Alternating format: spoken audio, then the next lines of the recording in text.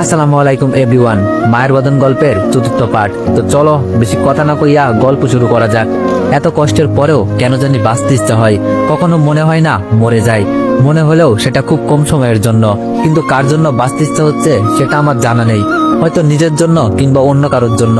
অবনীর phone কেটে দেওয়ার পরেও সে বারবার ফোন দিতে থাকে, কিন্তু আমি তার ফোন ধরিনি, কারণ আমি ওই মহিলাটার সাথে দেখা করতে চাই না, যে মহিলাটা আমার জীবনটাকে কষ্টের আগুনে সিদ্ধ করেছে, আমার কাছের মানুষগুলোকে সব কেড়ে নিয়েছে।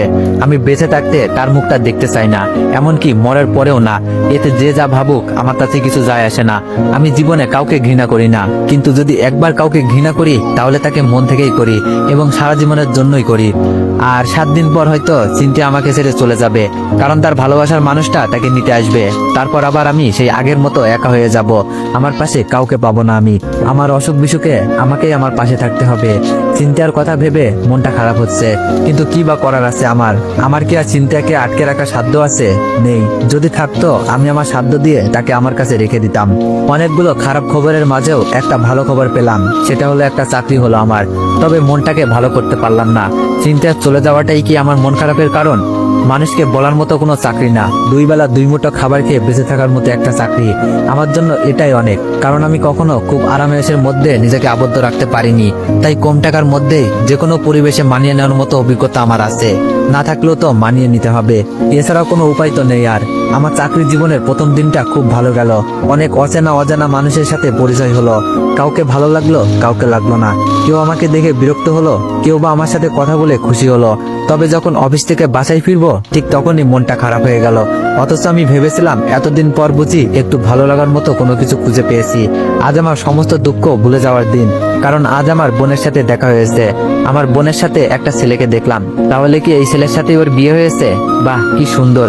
পৃথিবীর সব ছেলেই বুঝি নিজের বোনটাকে এমন একটা রাজপুত্র ছেলের সাথে দেখতে চাই। আমিও আমার বোনকে দেখে খুশি না হয়ে পারলাম না, কিন্তু আমার বোন যখন আমাকে দেখেও না চেনার ভান করে আমার পাশ কাটিয়ে চলে গেল, তখন জানো কেমন লাগলো?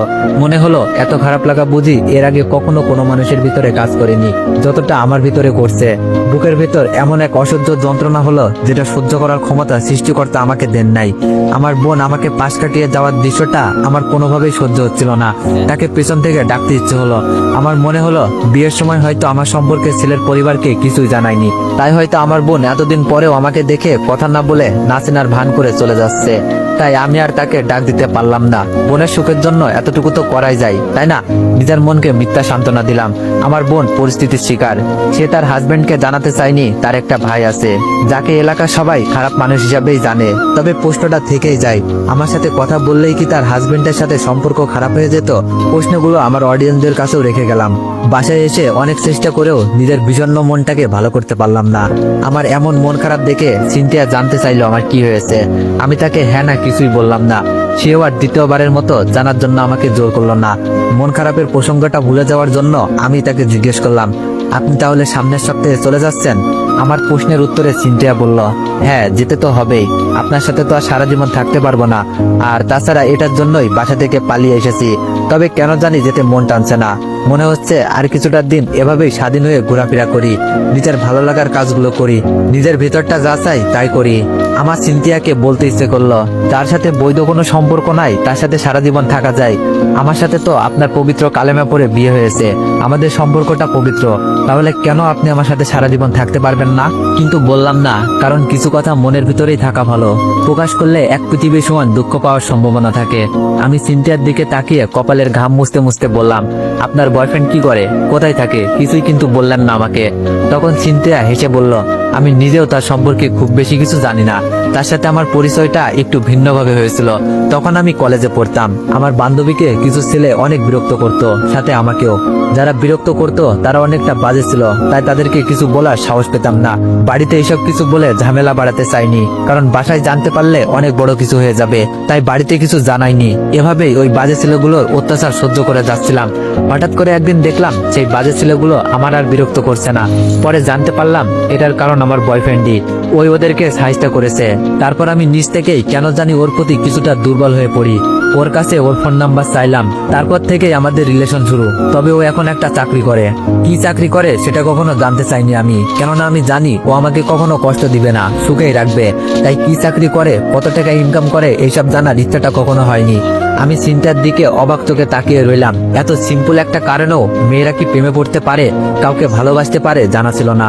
কলেজে থাকতে তো কত মেয়ের কতভাবে সাহায্য করলাম, কই কেউ তো কখনো ভালোবাসি বললো না, প্রেম করতে চাইলো না, ফোন নাম্বার চাইলো না। তাহলে কি আমার ভাগ্যটাই এমন, কেউ আমাকে বয়ফ্রেন্ড হিসাবে পারফেক্ট মনে করে না? আমি সিনথিয়াকে বললাম, এইসব কারণে কাউকে ভালোবাসা যায়? এমনও তো হতে পারে ওটা লোক দেখানো ছিল, কিংবা আপনাকে বসে আনার জন্য সে নিজেই এমনটা করেছে। যদিও আমার ধারণাটা ভুলও হতে পারে, তবে সত্য হলেও অবাক হওয়ার কিছু থাকবে না, কারণ ছেলেরা মেয়েদের পটানোর জন্য অনেক কিছুই করে থাকে, তার মাঝে অনেক বাজে কাজও করে থাকে মেয়েদের সামনে হিরো সাজার জন্য। সেগুলো মেয়েদের সবসময় অজানা থেকে যায়। আমার কথা শুনে সিনথিয়া রাগী কণ্ঠে আমার দিকে আগুন চোখে তাকিয়ে বলল, ও অমন না, ওকে আমি চিনি। আর আপনি এইসব নিয়ে মাথা ঘামাচ্ছেন কেন বলুন তো? প্রেমে টেমে পড়লেন নাকি?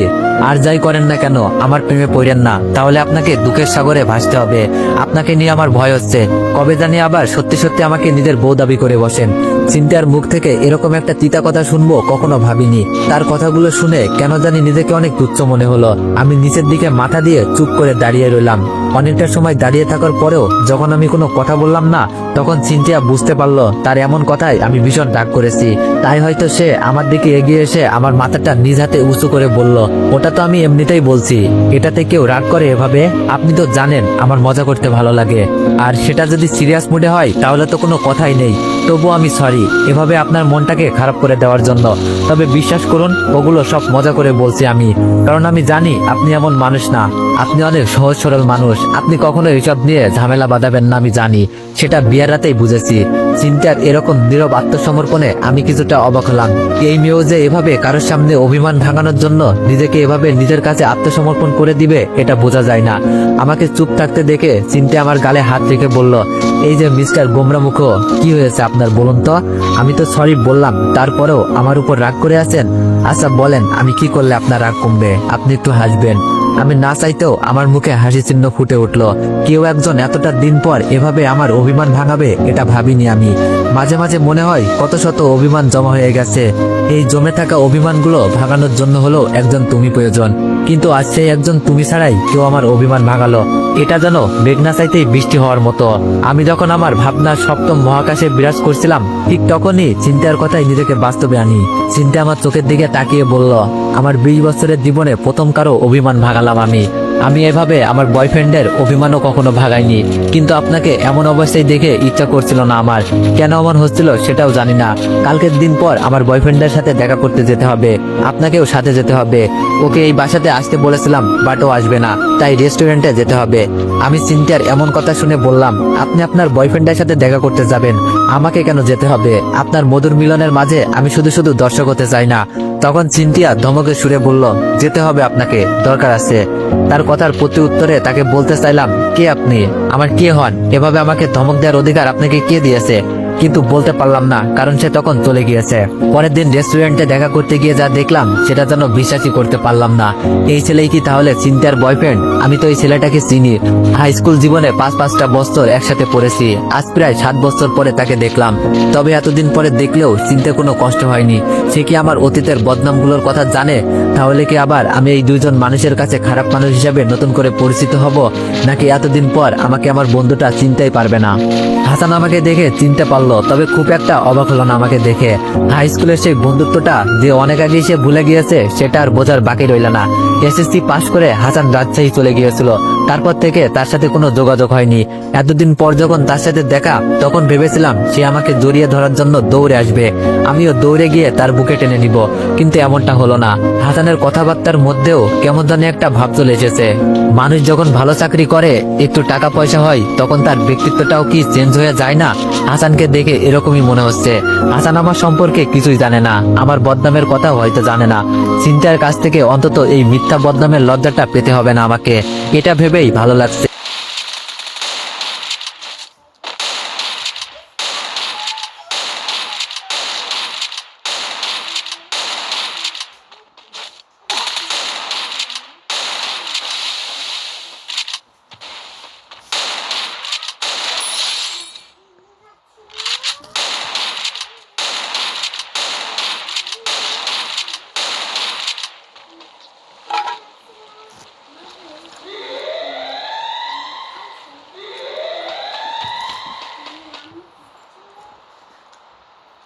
เ